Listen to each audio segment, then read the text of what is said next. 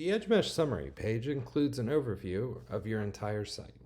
Starting at the top, we can see what percentage of visitors were accelerated by the Edgemesh client. Accelerated visitors are ones in which at least 10% of the assets required to render the page, like images and JavaScript, were served from the Edgemesh cache in the browser. We can see that this customer has 95% of its visitors in accelerated states. Scrolling down, we have a breakdown of the client-side performance. Client-side metrics are metrics that are impacted inside the browser. We have a breakdown between accelerated and non-accelerated. Within these major metric scores, you can see the details and the individual weights that make them up.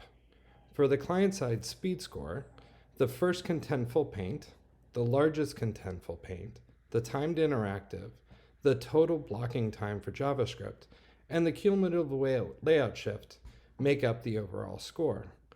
Clicking accelerated and non-accelerated shows you the impact the Edgemesh client had on this individual performance. Scrolling down further, we can see server-level metrics. Server-level metrics are impacted by your actual hosting provider, CDN service, or platform. Server-level metrics include things like SSL time, DNS time, TCP time, the request time, the response time, and most importantly, the time to first byte.